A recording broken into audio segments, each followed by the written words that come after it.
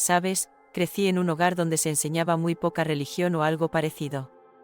Mi madre era católica, pero casi nunca íbamos a la iglesia, y mi padre tampoco.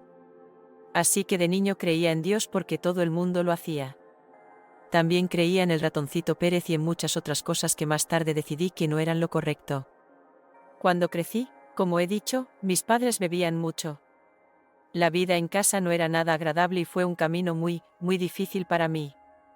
Cuando llegué a la adolescencia y empecé a darme cuenta de que la vida era diferente, trasladaron a mi padre por todo Estados Unidos y yo siempre iba a una escuela nueva. Las nuevas escuelas siempre tenían planes de estudios diferentes, por lo que era muy difícil aprender. La mayoría de las cosas que aprendí en la vida fueron autodidactas, y vas a la escuela, y es como mirar griego porque estaban enseñando totalmente algo que yo nunca había visto antes.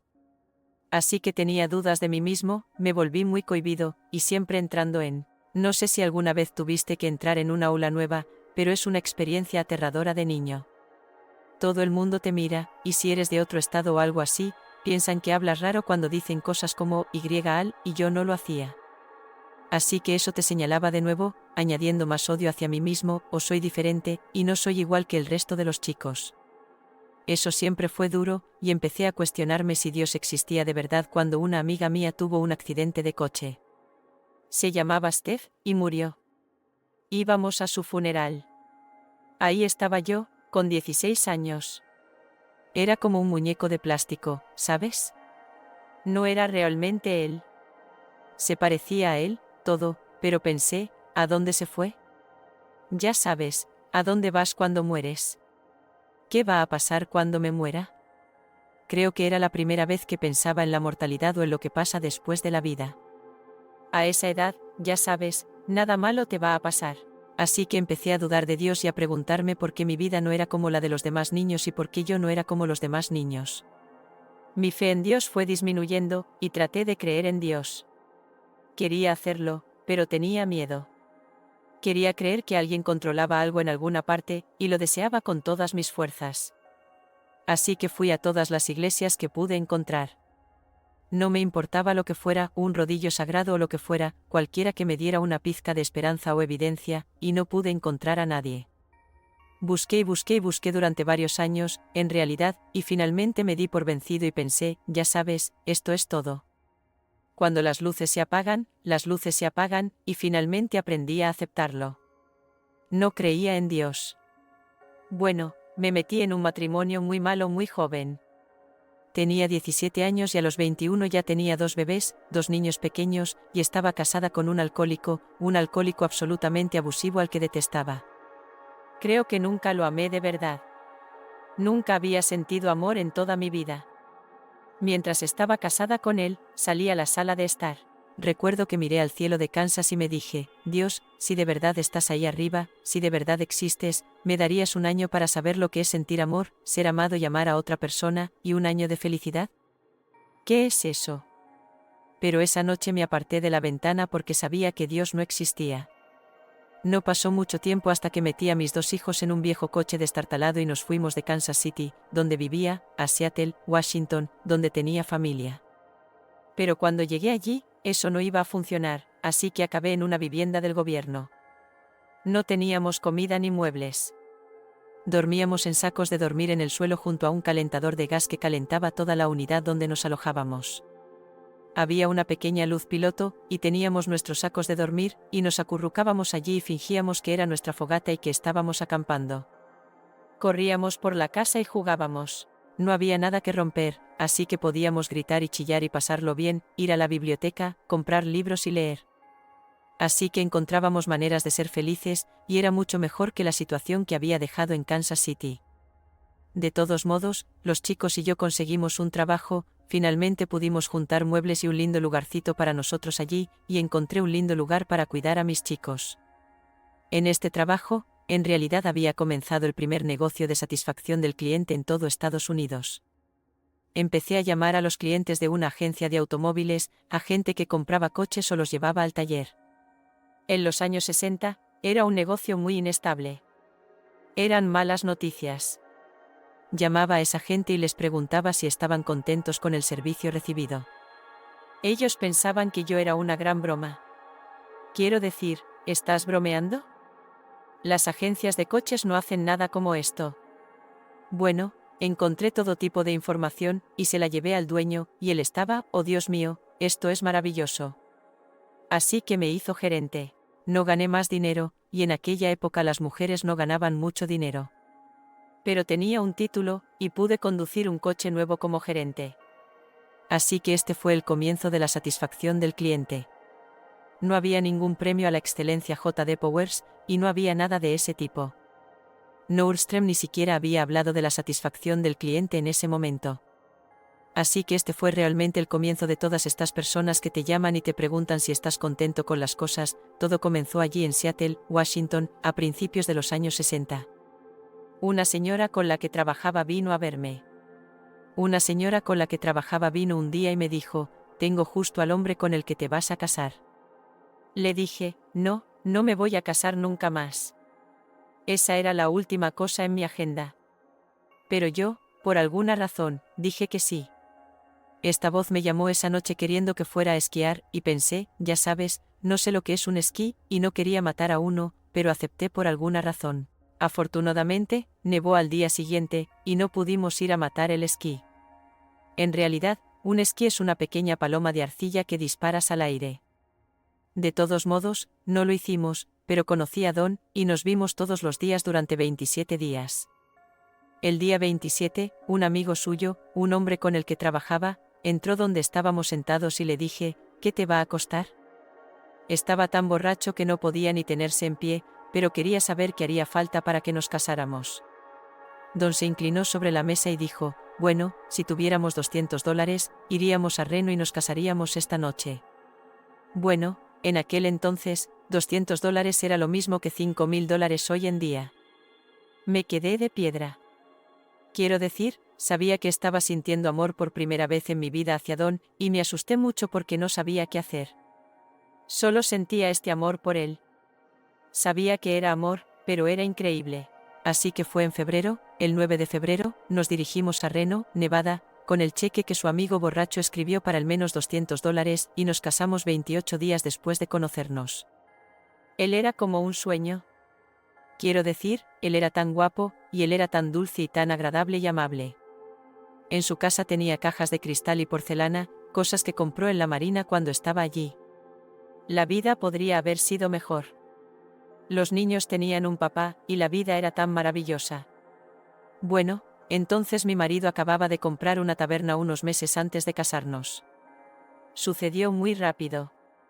Él trabajaba en el sector inmobiliario y tenía un empleo bastante decente, pero la taberna me asustaba por tener unos padres alcohólicos y por estar casada con un alcohólico. Yo no quería saber nada, pero sabía que su sueño era tener su propio negocio, así que le dejé ir. Nunca trabajé en la taberna, excepto los lunes por la noche. Teníamos una comida de cangrejo, y era un gran acontecimiento, lleno de gente. Así que trabajé esa noche. Una noche de abril, el 6 de abril, dejé a los chicos y me fui a trabajar esa noche. Cuando entré por la puerta, Don estaba escuchando atentamente por teléfono, y yo no entendía por qué estaba hablando por teléfono. El local estaba lleno de gente. Colgó el teléfono, se acercó, me agarró del brazo y me sacó por la puerta, diciendo cosas que yo no entendía, que Mark, mi hijo mediano, había sido atropellado por un coche. Dijo que había sido en la calle Raxbury. Yo sabía que los coches iban muy rápido por Raxbury Street. Llegamos al hospital justo cuando llegaba la ambulancia, sacaron a Mark de la ambulancia y se quedó tumbado, muy quieto. El médico salió corriendo y preguntó, ¿cómo ha ocurrido? ¿Cómo ha ocurrido? Yo no sabía cómo había pasado. No lo sabíamos. Nos llevaron a una habitación. Pasó una hora insoportable y oímos todas las voces del hospital, código rojo. Código rojo. Y entraban corriendo en la habitación de Mark. Salieron y nos preguntaron si llamaríamos a un cura. Yo estaba muy enfadada. De todas formas, yo no creía en Dios en absoluto y negué con la cabeza, no. No manden a un cura. Están trabajando en Mark, no quiero que el cura los moleste. Así que vino el cura, entró de todos modos y prácticamente me cerró la puerta en las narices. Yo le gritaba, no entres ahí. No quiero que entres. Sabes que Mark va a estar bien. A la mañana siguiente, caminábamos por el pasillo mirando por la ventana los coches que pasaban y las luces de las casas que se encendían. Pensamos, ¿cómo pueden ser tan normales? Es decir, ¿no sabían que aquí hay una vida que se escapa y otra nueva que nace y otro niñito que muere? Oí pasos en el pasillo y no quise darme la vuelta porque sabía lo que iban a decir. Era el médico diciendo que no podían salvar a Mark. Entramos en su habitación y hacía mucho frío. Cogí las mantas y se las acerqué para darle calor, y tenía una lágrima en el ojo. Le dije, Marky, no llores, porque mamá está aquí, como si mamá pudiera hacer que todo fuera bien y yo pudiera hacer que todo fuera bien para él. Entonces salimos del hospital, y la vida después de eso cambió drásticamente. Estaba enfadada, y la gente intentaba tranquilizarme diciéndome que ahora estaba con Jesús, y yo les gritaba, ¿qué necesita tu Jesús de mi hijo? Usted sabe, yo simplemente no podía entender. Y cualquiera que tratara de hablarme de Dios, porque si Dios existía, yo lo odiaba por lo que hacía con las cosas horribles de la vida y por matar a los niños pequeños. ¿Me vas a decir que hay un Dios que ve esto? Estaba tan enojada. Bueno, Don y yo nuestra relación que había sido absolutamente perfecta durante todo un año, al igual que la promesa que hice en Kansas esa noche por la ventana, ya sabes, solo dame un año de felicidad se estaba haciendo realidad. Quiero decir, aquí mi hijo murió, mi padre cayó muerto de un ataque al corazón, y empezamos a ir a la quiebra en nuestro negocio. No ganábamos dinero, y cuando Mark murió, teníamos facturas enormes de médicos, hospitales, ambulancias, funerarias, ataúdes y demás que nos abrumaban, cientos de miles de dólares en deudas, y teníamos 20 y tantos años. La presión de las deudas, la muerte de Mark y todo lo que estaba ocurriendo hizo que Don y yo no nos lleváramos bien. Nos peleábamos, y yo me quedaba en casa día tras día, sentada, meciéndome de un lado a otro. No podía irme, no podía sonreír porque me sentía culpable. No se supone que las madres pierdan a sus hijos, y tiene un efecto devastador. Siento una gran compasión por muchos de los oyentes que han perdido a sus hijos, pero quiero que sepan que están aquí, que están con ustedes y que lo estarán, y que están bien, confíen en mí, por favor. En fin, empezamos a discutir entre nosotros, y Don quería que saliera de casa, así que me cogió una noche y me dijo, vamos a pasar la noche en casa de nuestro amigo. Empecé a discutir con él, no quiero ir. No quiero hablar con la gente. No quiero sonreír. No quiero hacer eso. Así que mientras salíamos de casa, estábamos peleando. Salimos al coche, seguimos discutiendo y pronto estábamos gritándonos y conduciendo por la calle, gritando. Toda la rabia, la amargura y la frustración, todo salía de mí. Don me decía que tenía que seguir adelante, y yo decía, ¿seguir adelante? Nunca lo superaré. Me abalancé sobre los asientos de nuestro coche, queriendo golpearle para que se callara de alguna manera.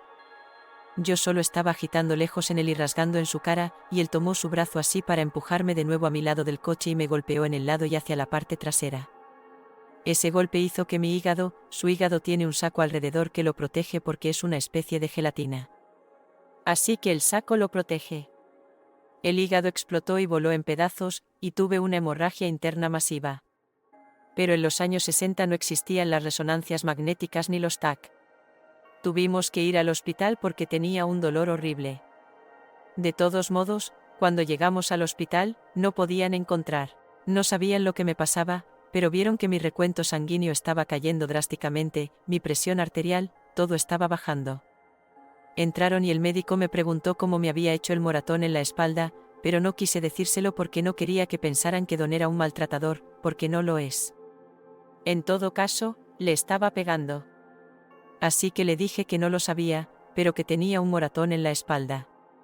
Sospecharon que tenía algún tipo de hemorragia interna, y dijeron que tendría que ir a cirugía de inmediato. Me llevaron al quirófano y allí estaban todos los enmascarados, inclinados sobre mí. Los vi a mi alrededor y empezaron a ponerme la mascarilla. Sabía que debía anestesiarme, pero no lo hice, y pude ver a los médicos y a las enfermeras a mi alrededor. Pero entonces las cosas empezaron a ponerse negras, y todo se volvió completamente negro, y no podía respirar. Empecé a sentir pánico porque no podía levantar los brazos, que estaban atados o asegurados para la operación. No podía respirar y todo estaba negro, totalmente oscuro. Luchaba por respirar, como si te estuvieras ahogando en un lago. No puedes, tus pulmones están a punto de estallar y tienes que respirar, pero no puedes. Así que estaba en la oscuridad, y sentí que me movía a través de la oscuridad, hacia el otro lado de ella, en una cueva, supongo, o un túnel. De repente, me di cuenta de que ya no necesitaba respirar, y todavía sentía algo de pánico, pero no tanto. Entonces empecé a avanzar por el túnel y vi a mi marido y a mis otros 2 hijos debajo de mí. Estaban alrededor de lo que parecía ser un poste de luz, y estaban llorando. Llovía y lloraban. Yo quería decirles, no lloréis. Estoy bien. Todo va bien. Estoy vivo. No lloréis. No pasa nada. Seguí adelante, y tan pronto como me sentí realmente en paz, supe que iban a estar bien, y seguí adelante. Vi a 4 seres humanos vestidos. No eran ángeles porque no tenían alas, pero parecían muy preocupados por mí, como si estuvieran preocupados por mí. No reconocí a esas personas. Podrían haber sido parientes lejanos o algo así, no lo sé. He oído cosas así, así que posiblemente no sé quiénes eran, pero parecían muy preocupados. Pasé junto a ellos y entonces me vino un pensamiento: Dios no existe. De repente, un ruido espantoso, más fuerte que el de un tren de mercancías, me atravesó la cabeza, y tuve la sensación de que una cuerda me atravesaba por el medio, como si fuera a 100 kilómetros por hora. Era casi como si Dios estuviera quemando todas mis dudas y miedos. No sé por qué ese ruido y esa quemazón, no tengo ni idea de su significado, aparte de lo que acabo de decir. Pero entonces se detuvo, y de repente, supe que sabía que Dios existía. Quiero decir, tengo mi mano aquí, y Jeff, ves mi mano allí, ¿verdad? No puedo decirte que esa no es mi mano, o que la estoy mirando. Nadie va a convencerme de que esa no es mi mano. Sabes, yo sabía eso.